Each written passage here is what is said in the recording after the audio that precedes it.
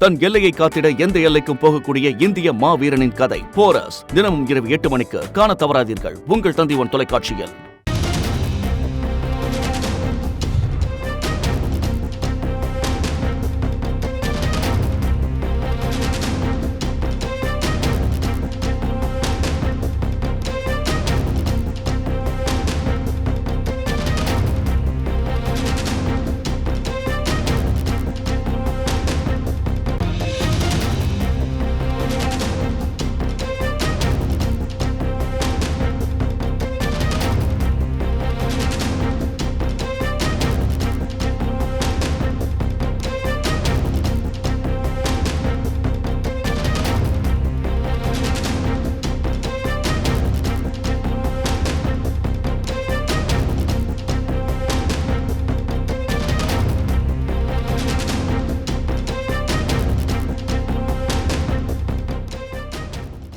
கடலூரில் பிரபல ரவுடி அசோக் குமாரின் வங்கிக் கணக்கில் திடீரென 2.5 கோடி ரூபாய் வந்திருக்கிறது. இது தொடர்பான மேலதிக தகவலை செய்தியாளர் தேவநாதன் வழங்க கேட்போம். தேவநாதன், வணக்கம். யார் இந்த ரவுடி, அவருடைய பின்புலம் என, இது தொடர்பான விவரங்களை பதிவு பண்ணலாம்.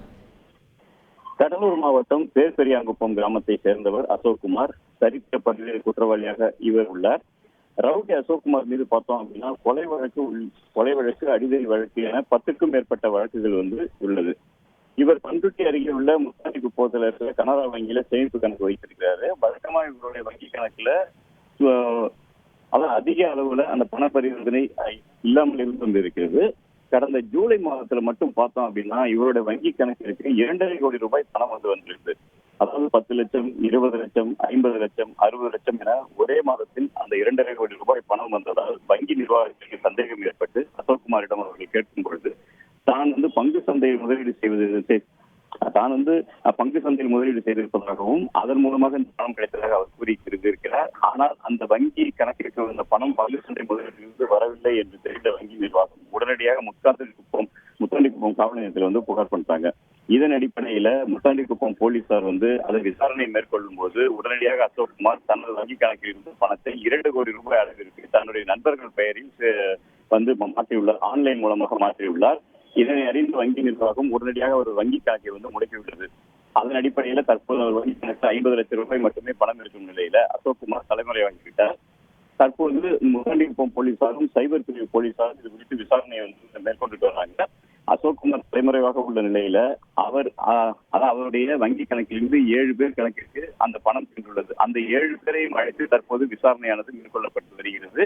அவர்கள் அனைவருமே அப்படின்னா அசோக் குமாருக்கு நெருங்கிய நண்பர்களாக இருந்துள்ளார்கள். அவர்களுடைய வங்கி கணக்கிற்கு இந்த பணமானது அனுப்பப்பட்டிருக்கிறது.